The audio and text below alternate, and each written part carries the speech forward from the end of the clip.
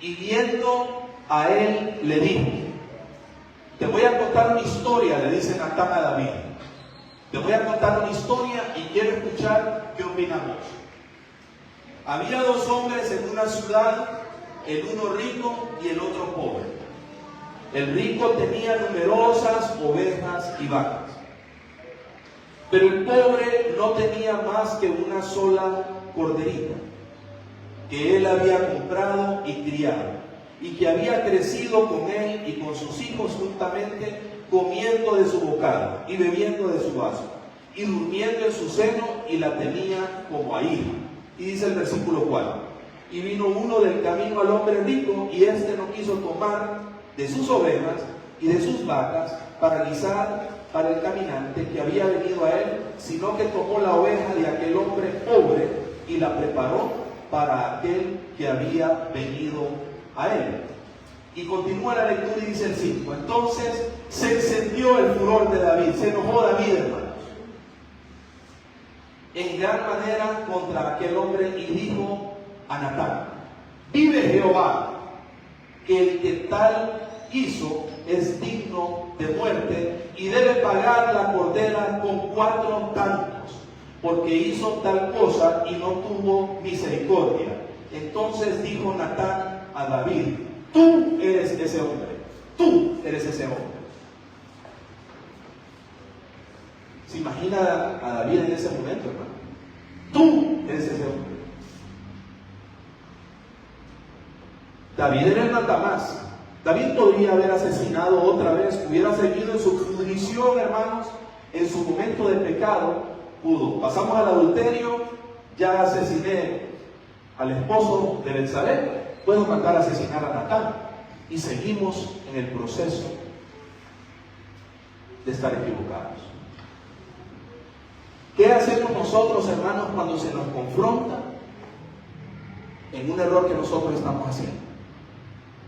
Olvídese del mundo, los cristianos. ¿Qué hacemos los cristianos cuando se nos confronta? Cuando se nos dice que estamos equivocados, ¿qué hacemos nosotros?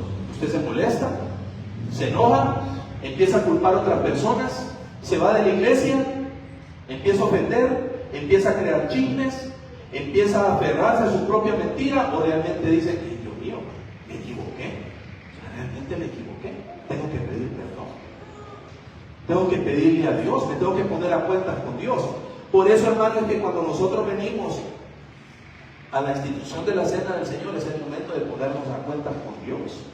Pero ¿cómo la gente puede tomar la cena del Señor si se están matando internamente, hermanos, odiándose entre hermanos? Probablemente existe un sentimiento así como el de David. No hemos aprendido todavía que hay alguien que nos está viendo, que los frutos, hermanos, que escribió el apóstol Pablo en el libro de Gálatas, los frutos del Espíritu: amor, gozo, paz. Los pueden leer en el capítulo 5 de Gálatas. Amor, gozo, paz, benignidad, mansedumbre. Entonces, ¿estamos actuando nosotros así cuando somos confrontados? ¿O nos vamos a los frutos de la carne? Contiendas, celos, lascivia. ¿Qué hacemos nosotros? ¿Cómo actuamos nosotros? ¿Cómo evaluamos nosotros nuestra vida cuando alguien nos dice: hermano, usted está equivocado, según la Biblia, no lo que digo yo, pero la Biblia dice esto? ¿Cómo actuamos nosotros? David podía haber matado a Natán, podía haberlo mandado a matar y seguir en el proceso, hermanos, que ya tenía un buen tiempo. Probablemente tenía más de 9 meses. Podía haber seguido. David era el rey, hermanos. El rey era el que mandaba, el rey era el que decidía. Pero sabe, hermanos, David, si nosotros continuamos con la lectura ahí, hermanos, entonces dijo Natán a David: tú eres aquel hombre.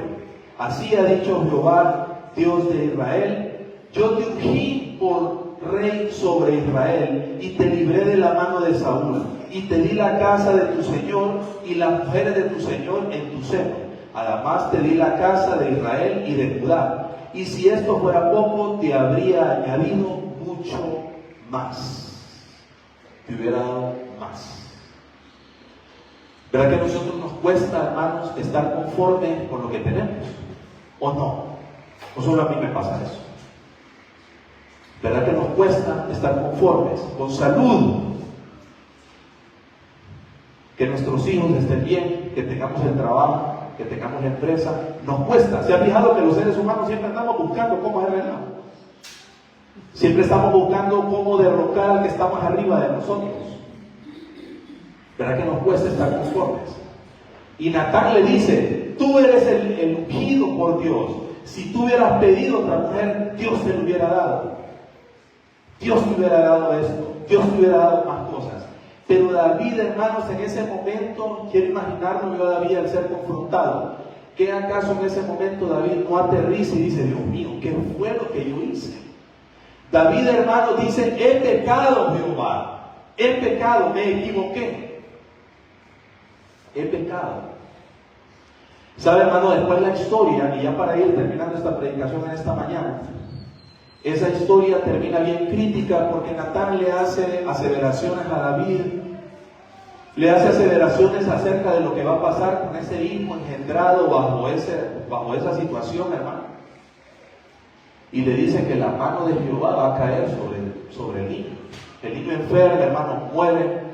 Y David cae, hermanos, en una depresión, pidiendo perdón, hermanos. David pide perdón. Perdóname, Jehová, perdóname, Jehová, perdóname. Pero hubo consecuencias de las equivocaciones. Así nos pasa a nosotros. Cuando usted tome una decisión en su presente, hermanos, sea para bien o sea para mal, eso va a repercutir en su futuro. Ojo los jóvenes de San Miguel, los que tienen todavía grandes oportunidades en sus vidas. Acuérdense de su Creador en los días de su juventud. Tienen muchas oportunidades, aprendan a tomar buenas decisiones. David, hermanos, se da cuenta que se equivocó, que ese es algo que nosotros tenemos que aprender. Esa es la gracia que hoy recibimos por Jesús. Si nosotros nos equivocamos, hermanos, Jesús nos vuelve a recibir otra vez. Las puertas de esta congregación siempre deben estar abiertas para venir a ponernos a cuenta con Dios. Y sabe, hermano, David escribe el Salmo 51. Le voy a pedir que busque el Salmo 51, hermanos. Vamos a leer el Salmo 51. Voy a leer los primeros 5 versículos para que usted sepa más o menos cómo se sentía David, hermanos, en los momentos que es confrontado. Miren, ¿se acuerda que en la historia David dice que el hombre rico que tomó la oveja del hombre pobre debía de pagar 4 veces más? ¿Sabe? Los primeros 4 hijos de David, los que tuvo antes de meterse con Betsabé, tuvieron muertes prematuras. La familia de David no es el mejor ejemplo de un padre de familia. Sus hijos empezaron a tramar complots para quitarle el reinado. Un hijastro de David violó a una hija de David. ¿Sabe, hermano? Después David escribe en el Salmo 51, y ahí voy a cerrar. Dice: ten piedad de mí, oh Dios, conforme a tu misericordia, conforme a la multitud de tus piedades. Borra mis rebeliones. Lávame más y más de mi maldad, y límpiame de mi pecado, porque yo reconozco mis rebeliones, y mi pecado está siempre delante de mí. Contra ti solo he pecado, y he hecho lo malo delante de tus ojos, para que seas reconocido justo en tu palabra, y tenido por puro en tu juicio. He aquí, en maldad he sido formado, y en pecado me concibió mi madre. ¿Sabe, hermano? David se arrepiente. David se da cuenta, hermano, de lo que hizo y se arrepiente. Usted debe ser así, yo debo de ser así. Arrepentirse, un verdadero arrepentimiento, pero un verdadero arrepentimiento. David caía de rodillas, hermano. David ayunaba, David oraba mucho. Ese debe ser el ejemplo que nosotros tenemos que ser. Por eso en esta mañana, hermano, yo le exhorto mucho a que tengamos ese nuevo horizonte, confiando en Jesús, hermanos, pero aprendiendo a aceptar nuestros errores, porque la gracia de Jesús, hermanos, es gratis. Hoy es más fácil pedir perdón. ¿Se acuerdan? Jesús es el abogado. Tenemos un abogado que interceden por nosotros. Pero todos aquellos hombres, mujeres, que todavía tienen un corazón endurecido y siguen trabajando más o menos bajo el sistema de David, que pasó mucho tiempo y no habían aceptado sus errores, puede ser que la muerte nos sorprenda hoy. Pero hoy, hermanos, tenemos que tener el gozo y el privilegio de darnos cuenta que Jesús nos protege y nos recibe independientemente de nuestro comportamiento, lógicamente con un arrepentimiento real, como lo hizo el rey David. Hermanos, que Dios les bendiga.